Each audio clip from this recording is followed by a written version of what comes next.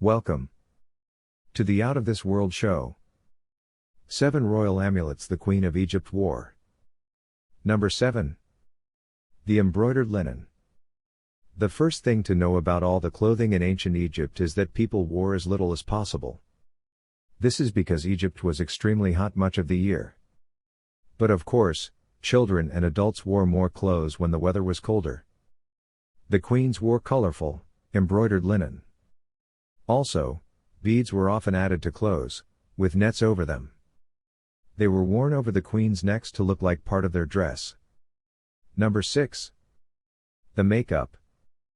The elaborate eye makeup worn by Queen Nefertiti and other ancient Egyptian queens was believed to have healing powers, conjuring up the protection of the gods Horus and Ra and warding off illnesses and bad spirits. The sophistication of adornment reflected a person's social status in Egypt as well. The decoration of the eyes is one of the oldest of Egyptian fashion practices, dating as far back as 4000 BC. Green and black were the most widely used colors. These cosmetics were applied to the eyes to form an almond shape. It is believed that cat eye, as it is popularly known, originated from Egypt. Outlining the eyes is seen as a protective amulet drawn upon the skin, which can even get lost or manipulated by another. An unadorned eye was an unprotected eye that becomes vulnerable to the evil eye. Number 5. The jewelry. Queen Nefertiti and Cleopatra, 2 of Egypt's most famous and beautiful queens, are immortalized in pendants, earrings, and rings. They were all made of 18-karat gold and silver.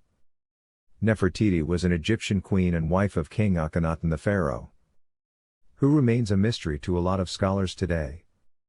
The bust of her was discovered in 1913 as one of the most widely recognized symbols of ancient Egypt queens today. Number 4.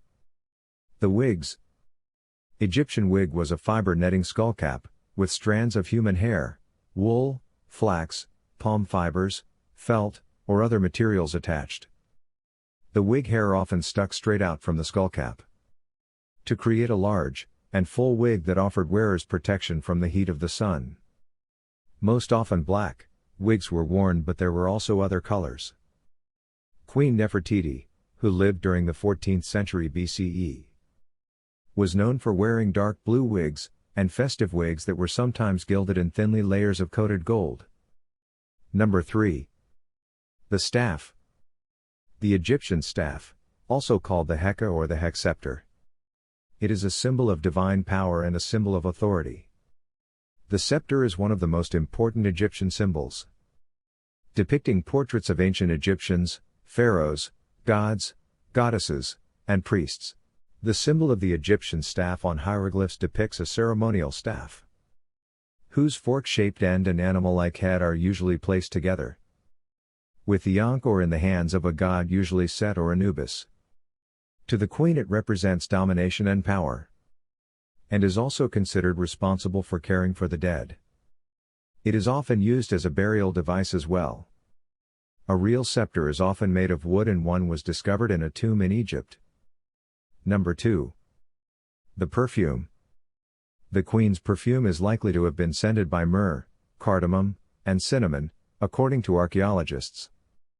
A team has devised a fragrance they say could have been worn by the queen herself. After unearthing a perfume bottle during a decade-long dig, archaeologists found the artifact in Tel El Timai, known as Thmuis in ancient Egypt, in a 300 BC site that is believed to be the home of a perfume merchant. What a thrill it is to smell a perfume that no one has smelled for 2,000 years, and one which Cleopatra might have worn herself. Number 1. The crowns. The Egyptian queens used a number of different crowns throughout their existence. Also, some were used to show authority, while others were used for religious ceremonies. But each crown was worn by different pharaohs or deities, and each crown had its own significance and symbolic meaning. The vulture crown was an ancient Egyptian crown worn by great royal wives and female pharaohs. The vulture crown was a crown that depicted a vulture, with its 2 wings hanging from both sides of the head. It was a symbol of protection from the goddess Nekhbet, because Nekhbet the goddess wore this crown. This crown was frequently adorned with gold and was worn by the great royal wife or high-ranking priestesses and female pharaohs. These crowns were also sometimes equipped with the uraeus. It is representing both Upper and Lower Egypt.